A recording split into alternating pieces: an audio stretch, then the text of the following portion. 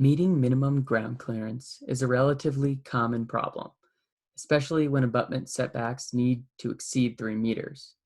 However, we currently do not have a geometric requirement for minimum ground clearance outlined in the manual. So in this video, we'll go through best practice for mitigating any ground clearance issues. First, what is ground clearance? This is the distance between the walkway cable and the slope of the riverbank.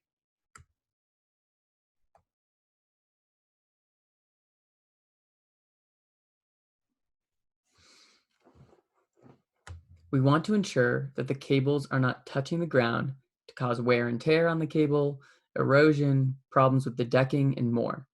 Because of this, it is important to aim for a minimum of 1 meter clearance under design sag. And we'll go through why in the following slides. So with AutoCAD, we can get a pretty good graphical representation of our bridge. In CAD, you can draw out the design sag condition to check for that 1 meter clearance, and then draw out the fully loaded or dead load plus live load sag condition to check for clearance from the bank. As a sanity check, you can expect about a 0.5 meter drop in clearance from your design to fully loaded condition.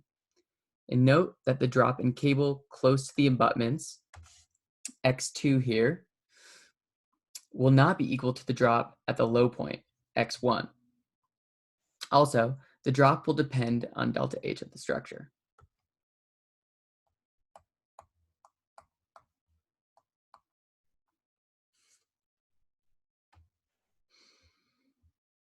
So in summary, 1 meter ground clearance is highly recommended for soil conditions and required for rocky conditions measured under design sag.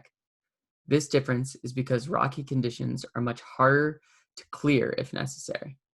0.5 meter ground clearance is required for all conditions under design sag.